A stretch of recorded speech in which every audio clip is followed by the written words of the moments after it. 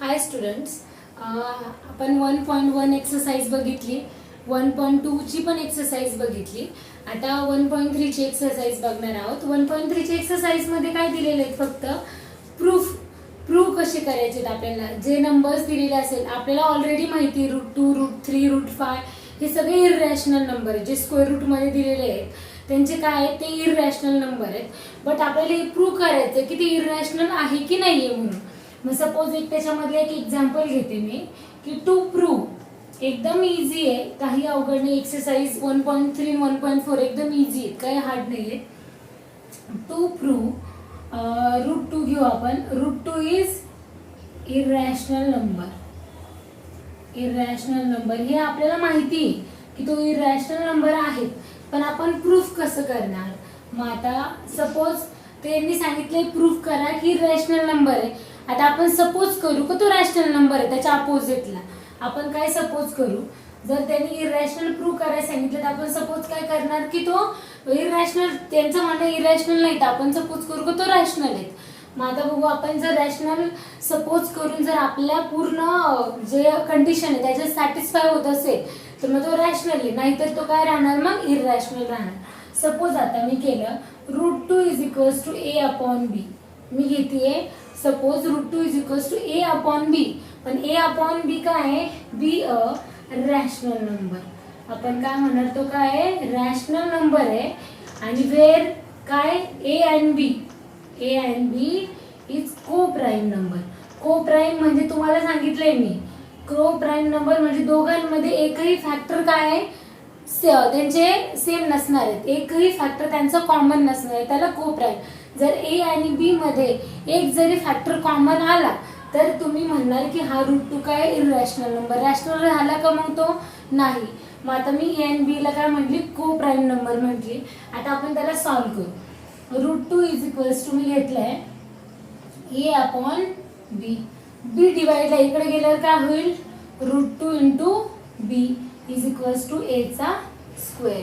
ठीक आहे, squaring on both side करू म्हणजे हे रूट निघून जाईल. Squaring on both side, squaring same प्रोसिजरने, बाकी √5 √3 सेम असं सॉल्व्ह करायचं. Squaring on both side, squaring on both side केलं मी. इथं स्क्वेअरिंग ऑन बोथ साइड केलं, √2 चं काय होणार, स्क्वेअर, आणि b चा स्क्वेअर, आणि स्क्वेअरिंग करतोय a इथं तसंच राहणार. इथं a चा काय होणार, स्क्वेअर होणार, बरोबर. मग √2 चा स्क्वेअर काय होणार, इथं 2, b चा square is equals to a चा स्क्वेअर. तुम्हाला इथं काय दिसतंय, a स्क्वेअरचे फॅक्टर काय, दोन आहेत. एक 2 फॅक्टर आणि एक b स्क्वेअर फॅक्टर आहे, बरोबर ना. मग मी काय म्हणू शकते इथं 2 is factor of a square. a स्क्वेअरचा फॅक्टर आहे ना 2, बट जर a स्क्वेअरचा फॅक्टर 2 आहे तर a चा फॅक्टर पण 2 येऊ शकतो ना. आपण बघितलंय, जर सपोज 16 चा फॅक्टर इथं 2 येतोय तर 4 चा फॅक्टर पण 2 येऊ शकतो ना, बरोबर की नाही. बाय फंडामेंटल अरिथमॅटिक आपण ते बघितलं होतं. फंडामेंटल अरिथमॅटिक एक प्रूफ बघितला होता, त्याच्यामध्ये होतं हे की जर त्याचे कंपोजिटचे फॅक्टर काय असतात, प्राईम नंबर्स असतात. मग याच्यामध्ये therefore 2 is factor of a चा पण तो फॅक्टर असू शकतो. मग आपण काय करणार, a is equals to 2c हे पुट करू या इक्वेशन 1 मध्ये. काय पुट करणार आपण, 2 is equals to a is equals to 2c put in equation 1 मध्ये पुट करू. इक्वेशन 1 मध्ये पुट केल्यावर काय येईल बघा, 2b चा square is equals to a स्क्वेअरच्या जागी मी काय पुट करते, 2c चा ब्रॅकेटचा स्क्वेअर, बरोबर. याच्यामध्ये काय होणार, इथं 2b चा स्क्वेअर इज इक्वल्स टू इथे काय होणार, 2 चा स्क्वेअर 4 आणि c चा स्क्वेअर काय होणार, c स्क्वेअर, बरोबर. चुकलेत का आपल्या इथे कुठेतरी, इथे पुट करायचं होतं का, c, हा इथे या इक्वेशन इथे पुट नाही करायचं, इक्वेशन 1 इथे पुट करायचं आहे. डायरेक्ट स्क्वेअरिंग मध्ये नाही पुट करायचं आहे, पुट इन इक्वेशन 1 याच्यामध्ये पुट करायचं आहे. मग इथं पुट केल्यावर काय होईल, √2 इंटू b, आणि याच्या जागी काय होणार, इज इक्वल्स टू 2c होणार. बरोबर. पुट इथं करतोय आपण, तिथे इक्वेशन चुकलं होतं, ठीक आहे. पुढे इक्वेशन रॉंग येते, याच पहिल्या इक्वेशन मध्ये पुट करायचं. पुट केल्यावर काय होईल इथं, √2b इंटू 2c, ठीक आहे. याला परत स्क्वेअरिंग करू आपण, स्क्वेअरिंग ऑन बोथ साइड. आपल्याला आपण हे का करतोय, कारण आपल्याला ए आणि बी मध्ये ना कॉमन फॅक्टर दाखवायचा आहे. जर ए आणि बी मध्ये आपण कॉमन फॅक्टर दाखवला, आपण सांगितलं की एचा आणि बीचा हा कॉमन फॅक्टर येतोय, तर आपण म्हणू शकतो की हे जे ॲझम्पशन केलेले ते काय रॉंग आहे, आणि हा √2 काय रॅशनल नसून काय इररॅशनल आहे. आता मी इथे एकदा तर सांगितलंय की एचा फॅक्टर काय 2 येतोय, बरोबर. आता मी जर दुसऱ्या स्टेटमेंट मध्ये सांगितलं की 2 हा बीचा पण फॅक्टर येतोय, आणि ए आणि बी मध्ये काय येईल, मग वरती 2 फॅक्टर काय येईल, कॉमन येईल. जर कॉमन आले तर ते को प्राईम नंबर झालेत का, नाही. म्हणजे तो रॅशनल नंबर झाला का, हा नाही. मग √2 काय झाला, इररॅशनल. म्हणून आपण एवढं सॉल्व्ह करतोय. मग इथे काय होणार, स्क्वेअरिंग केल्यावर काय होणार, √2b ब्रॅकेटचा square is equals to 2c चा काय झाला इथं स्क्वेअर. √2 चा स्क्वेअर काय होणार, परत 2, b चा स्क्वेअर काय होणार, b स्क्वेअर, आणि द स्क्वेअर काय होणार, 2 चा स्क्वेअर काय होणार 4, आणि c चा स्क्वेअर काय होणार c स्क्वेअर. आता 2 जर हा इकडे मल्टिप्लायला इकडे गेल्यावर काय होणार, 4 ला डिवाइडला जाणार, बरोबर. 2 2 जा 4, इथे किती राहणार, 2 चा c स्क्वेअर, इथं b स्क्वेअर. म्हणजे आता इथे काय दिसतंय बघा तुम्हाला, b स्क्वेअरचे फॅक्टर काय 2 आणि c स्क्वेअर दिसतंय. मग इथं काय लिहिणार तुम्ही, 2 is factor of b square. b स्क्वेअरचा फॅक्टर जर 2 आहे तर 2 हा b चा पण फॅक्टर असणार आहे. मग देअरफॉर तुम्ही काय म्हणणार इथं, 2 is a factor of b. केले का मी हे प्रूव्ह की a चा पण फॅक्टर आहे 2 आणि b चा पण फॅक्टर 2 आहे, म्हणजे दोघांमध्ये कॉमन फॅक्टर आलाय. मग इथे काय लिहू शकतो, 2 is common factor of a and b. a and b मध्ये काय 2 कॉमन फॅक्टर आहे, म्हणजे याचा अर्थ हे रॅशनल नाहीये. मग आपण काय म्हणू शकतो, इट कॉन्ट्राडिक्ट्स. इट्स कॉन्ट्राडिक्ट्स म्हणजे काय, कॉन्ट्राडिक्ट्सचा अर्थ होतो विरोधाभास. विरोधाभास म्हणजे काय, एखाद्या गोष्टीला मी अपोजिशन करत असेल की नाही हे रॉंग ठरतंय, तर त्याच्यामध्ये आपण कॉन्ट्राडिक्ट्स लिहितो. मग आपण काय म्हणणार, इट्स कॉन्ट्राडिक्ट्स.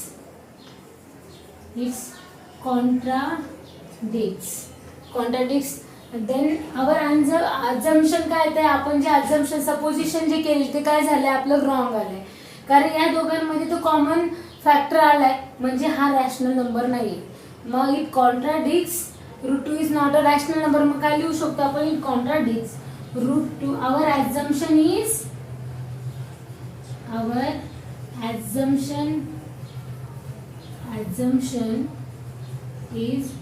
रॉंग. मग देअरफॉर काय म्हणणार, √2 इज इररॅशनल नंबर. √2 काय होणार, इररॅशनल नंबर. परत एकदा सांगते काय केलं आपण, √2 इररॅशनल नंबर प्रूफ करायचा होता, पण आपण त्याला अपोजिट मध्ये काय म्हणलो, तो एक रॅशनल नंबर आहे आणि a/b हे त्याचे काय को प्राईम नंबर आहेत a/b.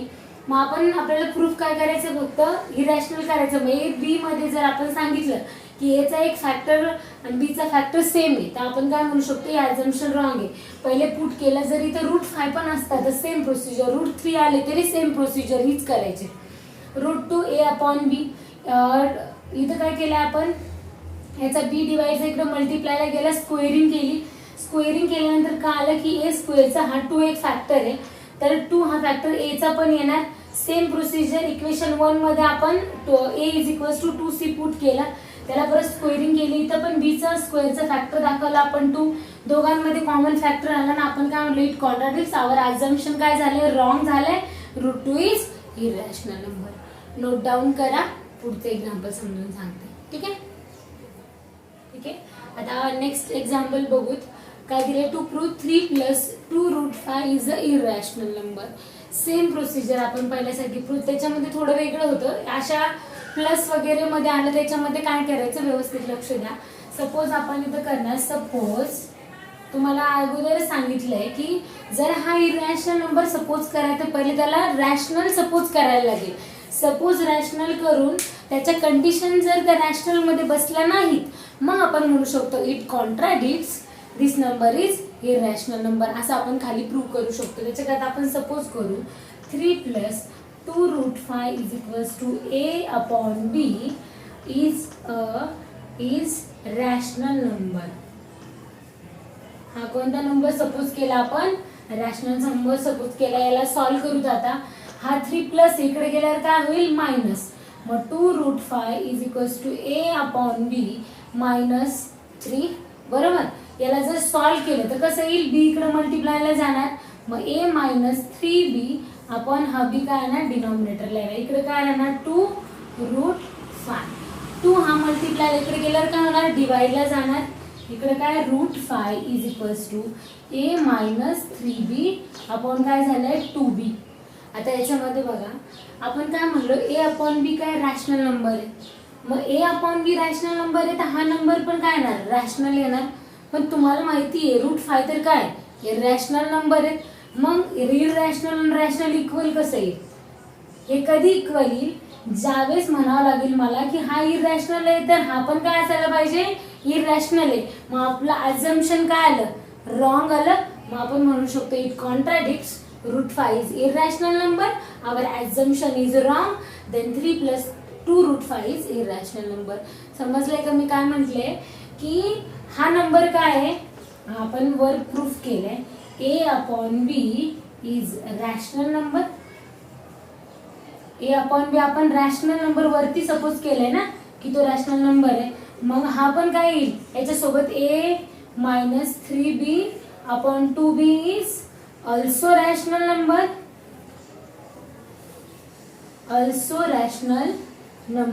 तो पण रॅशनल नंबर आहे. हा रॅशनल बट √5 तुम्हाला माहिती आहे ना तो इरॅशनल आहे. दोन्ही इक्वल कसं येऊ शकतं? हे इरॅशनल आहे याचा अर्थ हा पण इरॅशनल असायला पाहिजे. जर हा इरॅशनल आहे तर आपलं अझम्पशन काय? रॉंग आहे. मग इथं काय लिहू शकतो आपण?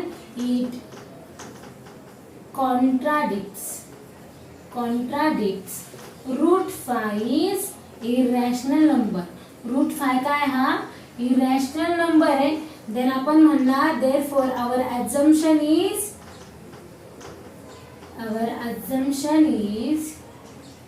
wrong. आपलं assumption wrong झालं ना. हे इक्वल येऊ शकत नाही रॅशनल इरॅशनल.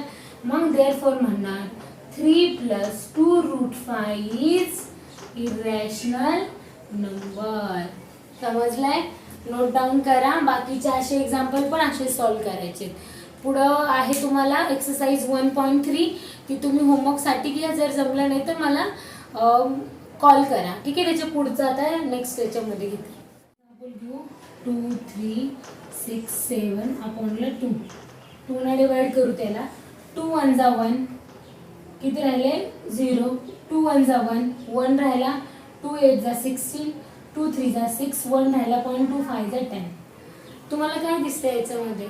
हे बघा जर 5 ने मी एखाद्या नंबरला डिवाइड केलं तर त्याच्या पुढे नंबर जास्त रिपीट होतात का? नाहीत. एंड होत आहे कुठेतरी. जर 2 ने डिवाइड केलं एखाद्या कोणत्याही नंबरला तरी एंड होतोय.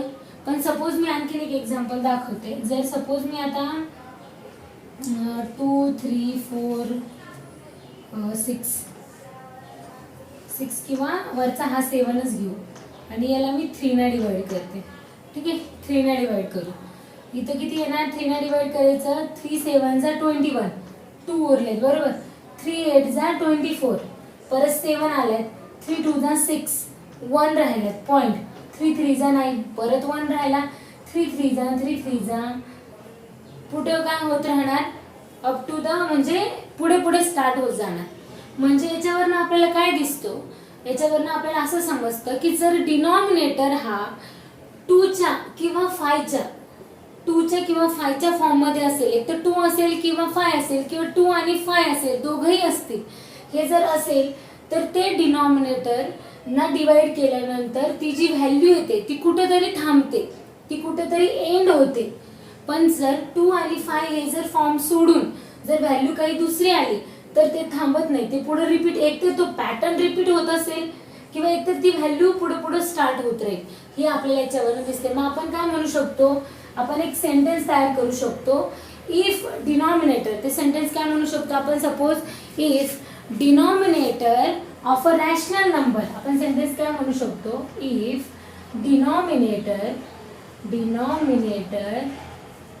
Of a rational number, denominator of a rational number is in form of, आपण काय म्हणू शकतो, is in form of 2n into 5m. म्हणजे एक तर 2च्या पावर मध्ये पावर काही पण असू द्या किंवा 5च्या पावर मध्ये असेल 2n into 5m, then rational number has terminating decimal representation. rational number has काय म्हणू शकतो आपण, terminating डेसिमल रिप्रेझेंटेशन. त्याचे रिप्रेझेंटेशन कसं असणार, टर्मिनेटिंग डेसिमल रिप्रेझेंटेशन, त्याचं रिप्रेझेंटेशन कसं असणार, टर्मिनेटिंग असणार आहे. कुठं तरी त्याचा एंड होणार. टर्मिनेटिंग नॉन टर्मिनेटिंग आपण बघितलेलं आहे. जर काय सांगितलं, इफ डिनॉमिनेटर, फक्त डिनॉमिनेटरची गोष्टी करते मी, जर 5 कशाच्या 2n किंवा 5m, म्हणजे डिवाइडला एकतर 2 असेल किंवा 5 असेल किंवा 2 आणि 5 दोन्ही असेल, तर त्या नंबरनी जर एखाद्या न्यूमरेटरला डिवाइड केलं तर तुम्हाला काय मिळेल, ते रिप्रेझेंटेशन कसं असणार, टर्मिनेटिंग डेसिमल रिप्रेझेंटेशन. बट जर denominator is not in the form of 2n into 5m, then rational number has non-terminating recurring decimal representation. Recurring non recurring पण माहिती तुम्हाला, मी रिकरिंग म्हणते. रिकरिंग म्हणजे काय, काहीतरी पॅटर्न रिपीट होणारं रिप्रेझेंटेशन असणार. म्हणजे काय सांगितलं मी, if denominator of rational number is not in the form of 2n into 5m, then rational number has non-terminating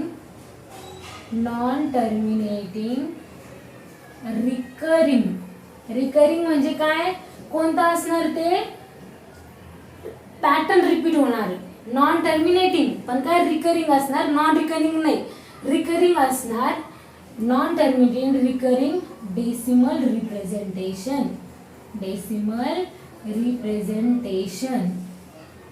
समजलंय. याचे एक्झाम्पल हे दिलेले, कसं रिप्रेझेंटेशन असणार. जर सपोज तुम्हाला विचारलं की हे ओळखा की कोणतं रिप्रेझेंटेशन आहे, टर्मिनेटिंग डेसिमल रिप्रेझेंटेशन की नॉन टर्मिनेटिंग डेसिमल रिप्रेझेंटेशन, तर तुम्ही डायरेक्ट बघायचं की 5च्या फॉर्ममध्ये किंवा 2च्या फॉर्ममध्ये किंवा 2 into 5च्या फॉर्ममध्ये दिसतंय का, नाही. तर मग ते कोणते येणार, नॉन टर्मिनेटिंग. आणि जे 5च्या आणि 2च्या फॉर्ममध्ये दिसते ते कोण येणार, टर्मिनेटिंग डेसिमल रिप्रेझेंटेशन. त्याचे काही एक्झाम्पल घेते, तोपर्यंत हे नोट डाऊन करून घ्या. ठीक आहे, काही एक्झाम्पल घेतोय आपण. याच्यामध्ये तुम्हाला असंही क्वेश्चन येऊ शकतो की हे ओळखा, टर्मिनेटिंग डेसिमल रिप्रेझेंटेशन आहे किंवा नॉन टर्मिनेटिंग डेसिमल रिप्रेझेंटेशन, किंवा असंही म्हणू शकतात हा डेसिमलमध्ये, याला तुम्ही P/Qच्या फॉर्ममध्ये कन्वर्ट करा, किंवा हा P/Qच्या फॉर्ममध्ये याला तुम्ही डेसिमलमध्ये कन्वर्ट करा आणि मग सांगा हे टर्मिनेटिंग आहे का नॉन टर्मिनेटिंग. आता जर अगोदर डेसिमलमध्ये असेल तर त्याला तुम्ही टर्मिनेटिंग ते याला P/Qच्या फॉर्ममध्ये कसं कन्वर्ट करणार. आता व्यवस्थित बघा, तुम्हाला प्रत्येकाला माहिती आहे, जर मला पॉईंट काढायचा असेल तर डिनॉमिनेटरला मी 10चा पॉवर किती देते, हे आपण पहिल्या लोअर क्लासेसमध्ये शिकलोय. सपोज 0.32 असेल, जर मला हा पॉईंट काढायचा आहे तर किती नंबर नंतर पॉईंट आहे, या साईडने बघायचं. किती नंबर नंतर पॉईंट आहे, 2 नंबर नंतर. म्हणून 10चा पॉवर आपण किती घेणार, 2 पॉवर घेणार आणि वरचा पॉईंट काय करणार, कॅन्सल करून टाकणार. हे आपण लोअर क्लासेसमध्ये शिकलोय. याच्यामध्ये बघा आता किती नंबर नंतर पॉईंट आहे, 1 2 3 नंबर नंतर पॉईंट आहे. मग खाली 10⁻² इथं काय होणार, 3, बरोबर.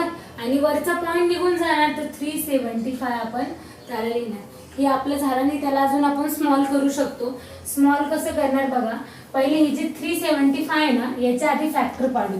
फॅक्टरायझेशन मेथड सगळ्यांना माहिती आहे. याचे फॅक्टर याला कशाने डिवाइड होईल, 5 ने. 2 ने तर होणार नाही.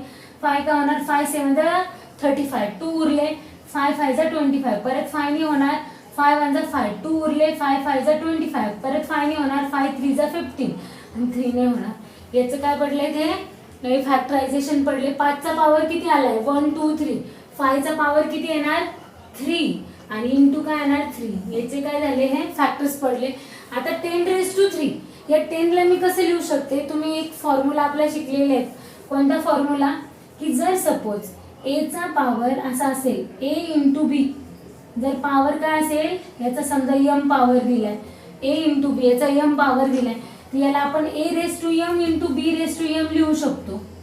हे लॉज ऑफ एक्सपोनंट आहे, हे 9th ला होते तुम्हाला. जर मग 10 ला मी कसं लिहू शकते, इथं 2 इंटू 5.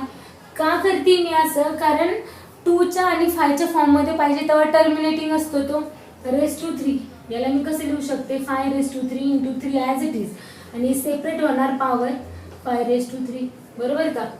का लिहिले मी, हा काय झालं, कॅन्सल, उरले किती, 3/2⁻³. 2⁻³ म्हणजे काय असतं, 8.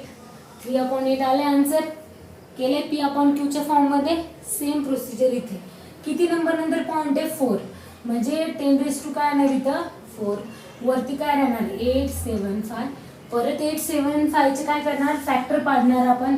8 7 5 चे फॅक्टर पाडू, 5 ने डिवाइड होणार, 5 1 5, 3 उरले, 5 7 35, 2 उरले, 5 5 25, परत 5 ने जाणार, 5 3 15, 2 उरले, 5 5 25, परत 5 ने जाणार, 5 7 आणि 7 1 परत इथं काय आलं, 5 चा पॉवर 3 इंटू 7 एकदाच आहे, मग एकदा लिहिणार.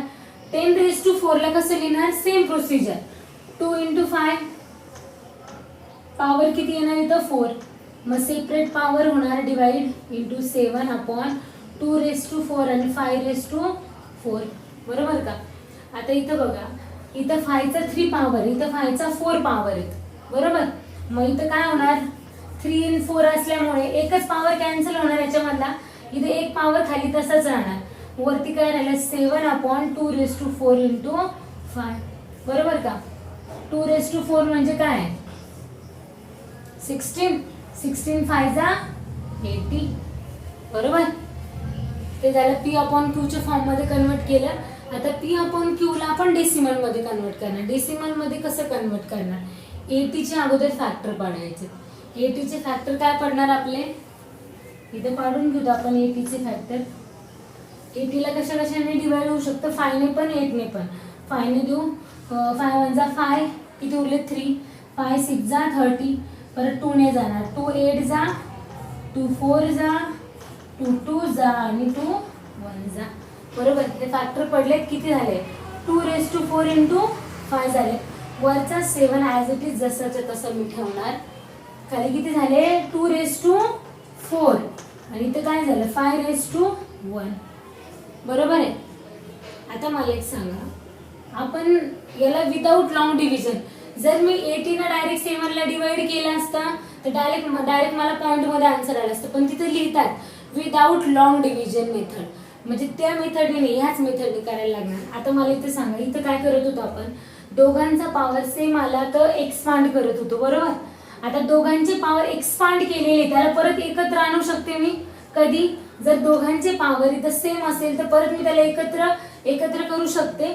मग जर मला इथं याचा पण पॉवर किती पाहिजे, 4 पाहिजे, म्हणजे मला अजून 3 5 पाहिजे. मग मी काय करणार, मी खाली पण 5⁻³ ने मल्टिप्लाय करणार आणि वरती पण 5⁻³ ने काय करणार, मल्टिप्लाय करणार. समजतंय का. मग 7 इंटू 5⁻³ वरती आणि खाली काय होणार, इथं 2⁻⁴ इंटू 5⁻⁴ बरोबर. इथं आपण याला एक्सपांड केले, याला परत याच्यामध्ये कंप्रेस करतोय, ठीक आहे. इथं काय होणार, 7 इंटू 5⁻³ अपॉन, इथं काय होणार, 2 इंटू 5⁻⁴ होणार बरोबर. एकत्र आले हे. इथे काय होणार, 7 5⁻³ म्हणजे किती, 125. कसं काढतो आपण, 5⁻³ म्हणजे 3 टाइम्स 5. 5 into 5 into 5, 5 5 25, 25 5 125. 5 2 चा काय होणार इथं 10, 10 चा पॉवर किती 4 आणि ह्या दोघांचं तुम्ही काय करा मल्टिप्लिकेशन करा 125 इंटू 7 करा 7 5 जा 35 7 2 जा 14 14 प्लस 3 17 1 7 1 जा 7 875 इथे किती आले 875 आपण हे किती 10 रेज टू 4 10 रेज टू 4 म्हणजे काय पॉइंट किती नंबर नंतर आला पाहिजे 4 बरोबर पॉइंट आलं का डेसिमल विदाउट लॉंग डिव्हिजन समजतंय आता याच्यामध्ये काय करणार सेम 125 चे फॅक्टर पाडून घ्यायचे 125 चे फॅक्टर पाडा 5 ने फॅक्टर पडणार 5 2 जा 10 2 उरले 5 5 जा 25 5 5 जा फॅक्टर पडले किती पडले वरती 13 ॲज इट इज तिथे किती येणार 5 रेज टू 3 मला विदाउट लॉंग डिव्हिजन तर मला 10 आला पाहिजे हे बघ इथं हा 10 आला पाहिजे बरोबर इथं 10 आला पाहिजे तर me without long division direct point मध्ये करू शकते पण इथं फक्त 5 रेज टू 3 दिलाय म्हणजे मला अजून 2 लागणार आहे 2 तर मग मला काय करायला लागेल इथं 5 चा पॉवर 3 आहे मग 2 चा पॉवर 3 खाली पण मल्टिप्लाय करायचा वरती पण मल्टिप्लाय करायचं कारण मला 10 आलं पाहिजे खाली मग इथं काय होणार 5 2 जा इथं पॉवर तर 3 मग 5 2 जा काय होणार इथं 10 वरती काय होणार आहे 13 इंटू 2 रेज टू 3 म्हणजे काय 8 13 8 जा मल्टिप्लिकेशन करून घ्या 8 3 जा 24 2 गेला 8 1 जा 8 आणि 2 10 104 वरती लिहिलंय मी 104 इथं पॉवर 3 किती नंबर नंतर पॉइंट येईल 3 नंबर नंतर म्हणजे काय येईल 0.0 without decimation without long division आपण काय करू शकतो डेसिमल मध्ये कन्वर्ट करू शकतो डेसिमल टू P/Q मध्ये पण कन्वर्ट करू शकतो असेच मी एक्सरसाइज मध्ये 1-2 एक्झाम्पल घेऊन दाखवते तोपर्यंत हे व्यवस्थित नोट डाऊन करून घ्या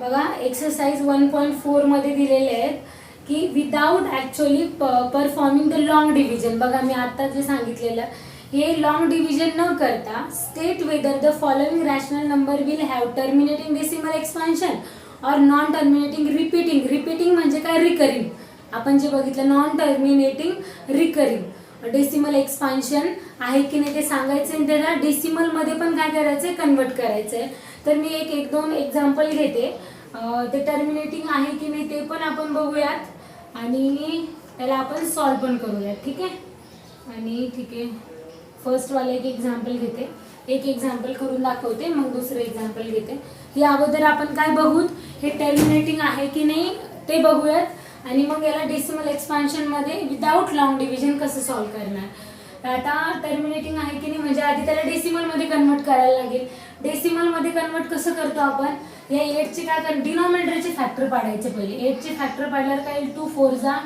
2 2 जा आणि 2 1 जा 2 रेज टू किती पॉवर आला 3 वरती 17 as it is 2 raise to काय किती आला पॉवर 3 तुम्हाला सांगितलंय मला डिनॉमिनेटरला 10 आला पाहिजे तो 10 कधी येईल मला इथं याच्या सोबत मल्टिप्लायला काय लागेल सेम पॉवरचा 5 पण लागेल 2 ऑलरेडी आहे मला 5 लागणार आहे त्याच्या सोबतचा कारण मला 10 डिनॉमिनेटरला पाहिजे म्हणजे आपण पॉइंट सरकू शकतो समजतंय का मग त्यानंतर इथं मला 2 रेज टू 3 जर मी इथं 5 रेज टू 3 घेतला जर इथं 5 रेज टू 3 असता तर मी 2 रेज टू 3 घेतला असता 2 आणि 5 च्या फॉर्म मध्ये पाहिजे खाली 5 रेज टू 3 ने मल्टिप्लाय केलं तर वरती पण करायला लागेल मग इथं काय होणार 17 into 5 raise to 3 upon 2 raise to 3 इथं काय होणार 2 इंटू 5 ब्रॅकेट मध्ये काय येणार 3 बरोबर ब्रॅकेटचा पॉवर वरती 17 इंटू 125 अपॉन इथं काय येणार 10 चा पॉवर 3 दोघांचं मल्टिप्लिकेशन करा 125 इंटू 17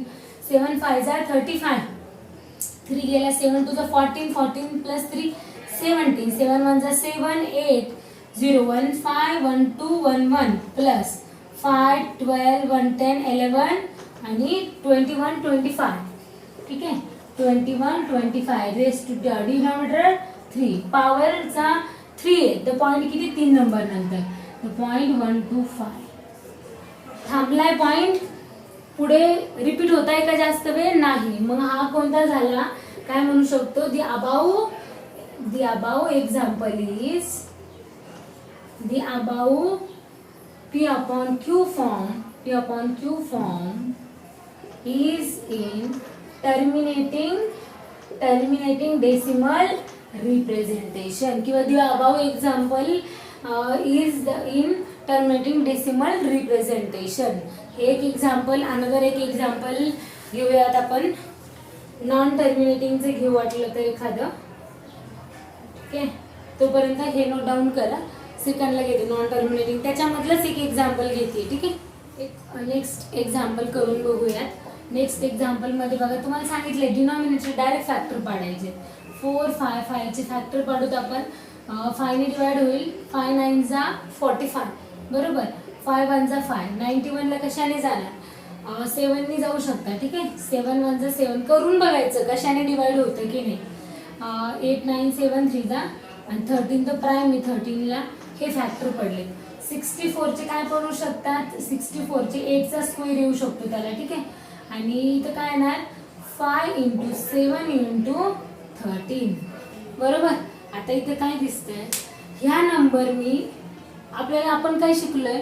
जर डिनॉमिनेटर 2n × 5m म्हणजे 2 × 5च्या का फॉर्म मध्ये जर डिनॉमिनेटर असेल किंवा फक्त 5च्या किंवा फक्त 2च्या फॉर्म मध्ये डिनॉमिनेटर असेल तर ते काय येतात? Terminating decimal representation. पण इथे तसं दिसतंय का? इथे दिसतंय तुम्हाला की हे डिवाइड होऊ शकतं. ह्या नंबरनी ह्या नंबरला डिवाइड होण्यासारखी प्रोसिजर दिसते का तुम्हाला? नाही. वरती आहे बघा 7 ने 8. इथं 64 जरी लिहिले तर 64ला कशाने याने डिवाइड होतंय का? नाही होते. मग हे टर्मिनल डेसिमल रिप्रेझेंटेशन येणार आहेत का? नाही. तर मग तुम्ही ते लिहू शकता. देअरफॉर मग याला तुम्हाला डिवाइड करायला लागेल.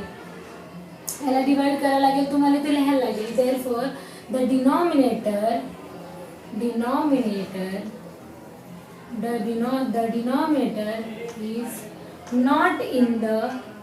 is not in the form of 2n into 5m. Then the above example is non-terminating recurring decimal representation. आणि तुम्हाला जर याला सॉल्व करायचं असेल तर याला डिवाइड करायला लागेल आपल्याला. पॉईंट मध्ये 7 ने डिवाइड करायला लागेल किंवा यांनी डायरेक्ट याला 0 पॉईंटने करून तुम्हाला डिवाइड करायला लागेल. तर तुम्हाला इथं डेसिमल रिप्रेझेंटेशन मिळून जाणार. हे टर्मिनेटिंग आहे की नॉन टर्मिनेटिंग आहे हे तर तुम्हाला कळलं. असेच बाकीचे एक्झाम्पल सॉल्व करा. तुम्ही इथं डिवाइड करून बघू शकता. त्यानंतर पुढचं एक्झाम्पल बघा. क्वेश्चन नंबर 1 मध्ये तर तुम्हाला कळेल टर्मिनेटिंग कोणते, नॉन टर्मिनेटिंग कोणते. क्वेश्चन नंबर 2 मध्ये जे सांगितले त्यांनी right down the decimal expansion of those rational number in question 1 above which have terminating decimal expansion. त्यांनी सांगितलंय की क्वेश्चन नंबर 2 मध्ये विचारले की क्वेश्चन नंबर 1 मध्ये जे टर्मिनेटिंग आहे ना ते टर्मिनेटिंगचं फक्त डेसिमल एक्सपान्शन 2 मध्ये करायचंय. नॉन टर्मिनेटिंगचं डेसिमल एक्सपान्शन याचं तर लिहायचंच नाहीये. जे नॉन टर्मिनेटिंगचं नाही लिहायचंय, फक्त जे टर्मिनेटिंग आहे त्याचं डेसिमल एक्सपान्शन लिहायचंय. कारण याचं डेसिमल लिहिणं खूप हार्ड जाईल आपल्याला, लॉंग डिव्हिजनच यूज करायला लागेल. पण टर्मिनेटिंगचं कसं लिहायचं मी पहिल्या एक्झाम्पलमध्ये सांगितलंय.